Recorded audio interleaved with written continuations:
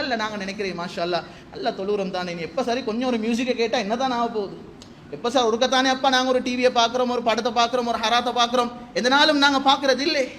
கண்ணியமானவர்கள் உலமாக்கள் எழுதுறாங்க, ஒரு மனிதர் இஷாக்கு போகிறோம் தக்பீரை கட்டி தொழுகிறாரு. சுபோவுக்கு பாங்கு சொல்லிட்டாங்க. சொல்லுவேன் உதாரணத்துக்கு ஒரு 1000 ரக்காத் அந்த டைமுக்கு தொலையிலுமெண்டு, உதாரணத்துக்கு 1000 ரக்காத் தொழுந்திக்கிறார். எவ்வளோ பெரிய சிறப்பு! 1000 ரக்காத்துல எத்தனை சுஜூத் செஞ்சிப்பார். அல்லாஹ்க்கு எவ்வளோ நெருக்கமான ஒரு அமல் தொழுக, சுஜூத் செய்கிறார்.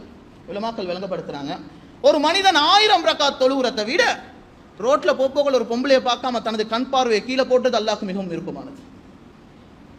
சகோதரர்களே, நாங்கள் சரியாக விளங்கிக் கொள்ளணும் மார்க்கத்தை. எங்களில் சிலர் நாங்கள் விளங்கிக்கிற அமல்கள் நிறைய செஞ்சுட்டோம்டா பாவமும் அதோட சேர்ந்து தான் போகுது, நீ அதில் பிரச்சனை இல்லை. நபி ஸல்லல்லாஹு அலைஹி வஸல்லம் சொன்னாங்க, இத்தகில் மஹாரிம தகுன் அபதன் நாஸ்.